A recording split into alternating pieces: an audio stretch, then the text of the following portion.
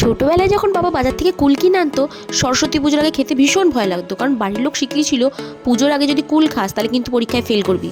সেই ভয়টা এখন আর নাই। আর এই কুলগুলো হচ্ছে আমার এক পরিচিত দাদার শ্বশুর বাড়ির গাছের কুল।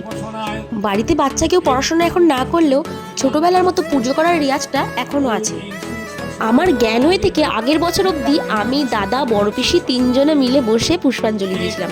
তো এবছর বড় পিসি নাই, উনি মারা গেছেন, তো ওনাকে ভীষণভাবে মিস করছি। আর সেদিনই আবার একসাথে সরস্বতী পুজোর সাথে ভ্যালেন্টাইন্স ডেও পড়েছিল। ভ্যালেন্টাইন্স ডে করবি না তুই? আর কি গিফট দিয়েছে? এইটা গিফট দিয়েছে, আমাকে গিফট দিয়েছে। আমি এটা খুব ভালোবাসি তো, তাই আমাকে এই গিফটটা দিয়েছে। আম সত্য তুমি আর আমি ভ্যালেন্টাইন। হ্যাঁ, তুমি তাম্বার টাকা আছে কাছে। ভ্যালেন্টাইন ডে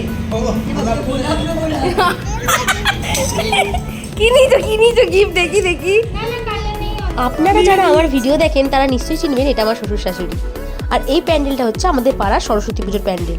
আমার বর, আমার দেওর, পাড়ার ছোটোখাটো ছেলেরা, মেয়েরা সবাই মিলে এই প্যান্ডেলটা করেছে।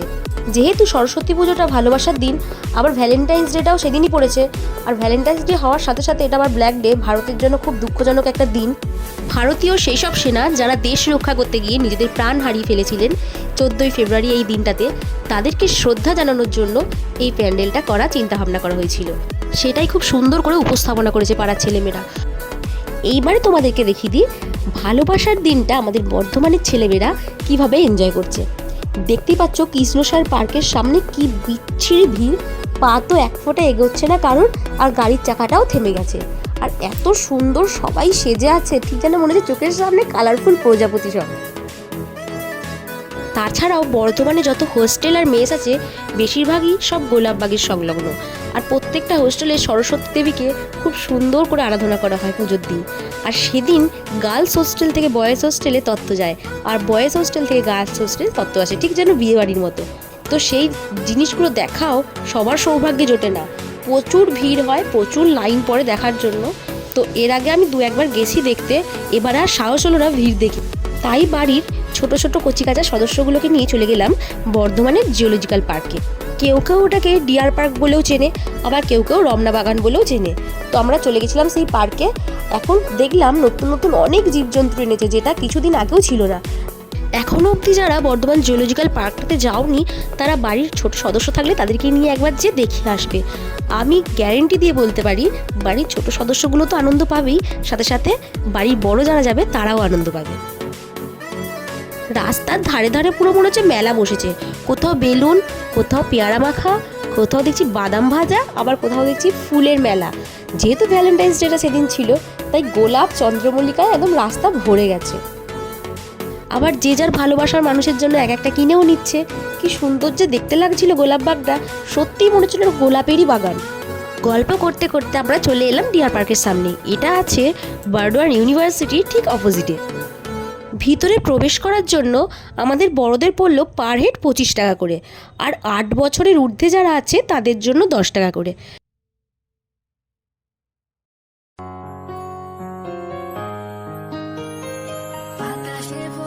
আমাদের টিকিট কাটা হয়ে গেছে, এবার আমরা গুটি গুটি পায়ে পার্কের ভিতর প্রবেশ করব। এবার আর বেশি গল্প করব না, এবার শুধু তোমাদেরকে পার্কের ভিতরের পরিবেশটা দেখাবো। তো চলো ভিতরে গিয়ে দেখা যাক।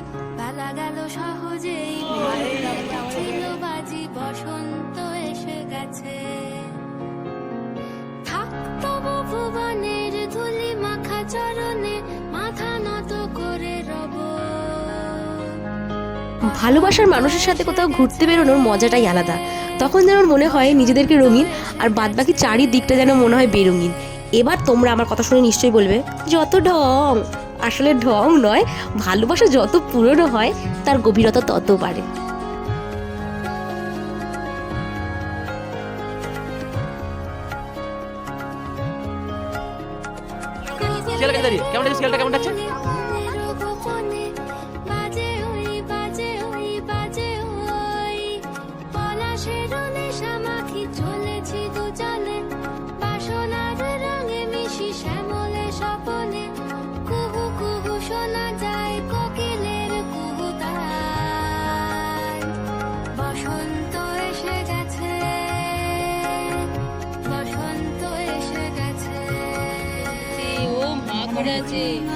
কেমন লাগছে? কেমন লাগছে সিরিয়ালটা?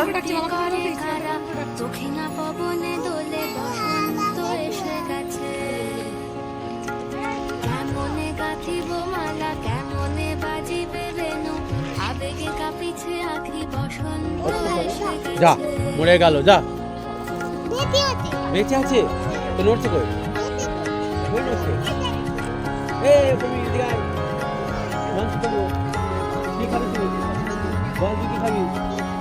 তোকে ভাত খাওয়াবো। ভাত খাবি? এই বসন্তে অনেক জন্ম আগে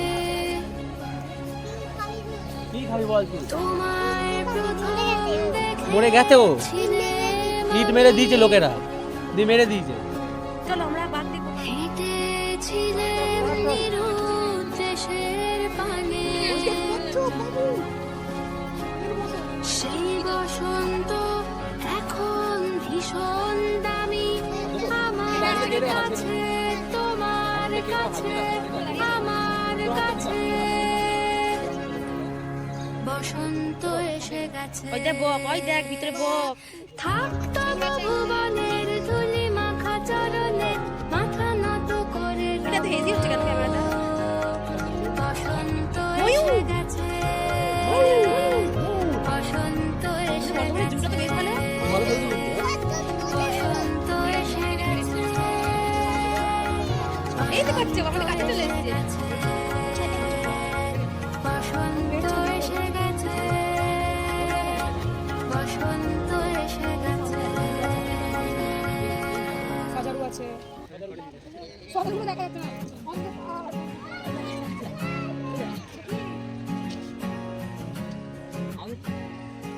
ওরা মনের গোপন চেনে না, ওরা হৃদয়ের রং জানে না। প্রজাপতি ডানা ছোল বিবাহ বাসরে, কেন সারা রাত জেগে বাড়ি ফিরি ভোরে। ওরা মনের গোপন চেনে না, ওরা হৃদয়ের রং জানে না।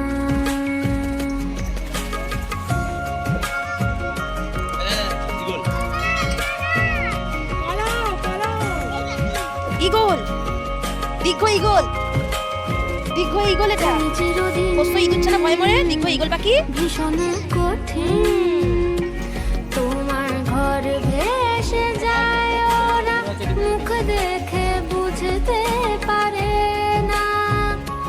তুমি চিরদিন ভীষণ কঠিন, তোমার ঘর ভেসে যায় ওরা, মুখ দেখে বুঝতে পারে না। ওরা এমন কেমন বোঝে না, ওরা আসল কারণ খোঁজে না।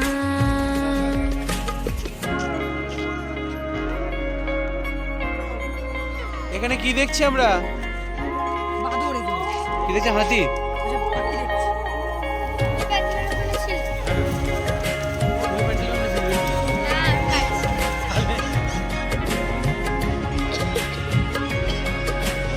বাঘ ভাল্লুক অনেক আছে, আসবে না কেউ? তুমি চিরকাল স্বপ্নে মাতাল, হেঁটে সারা জীবন ধরে ঝড় বৃষ্টি মাথায় করে।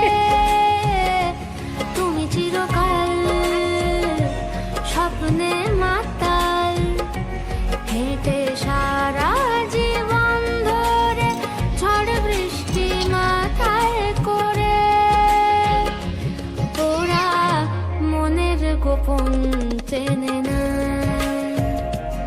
ওরা হৃদয়ের রং জানে না। প্রজাপতি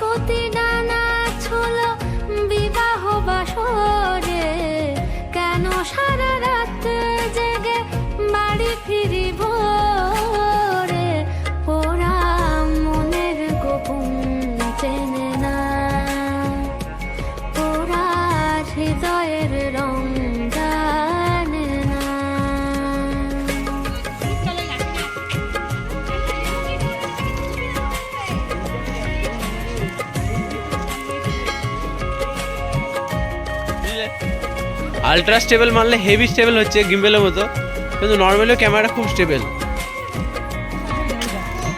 কি দেখছো?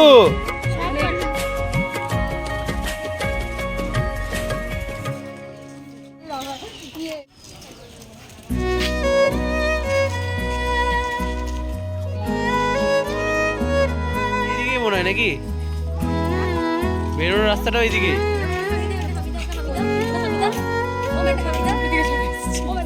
প্রেমে পড়া বারণ কারণে অকারণ আঙুলে বাবু টাটা করে দাও, টাটা আঙুলেও হাত টাটা। ধরা বারণ প্রেমে পড়া বারণ কারণে অকারণ আঙুলে আঙুল রাখলেও হাত ধরা বারণ আর জুটা সাজিয়েছে। প্রেমে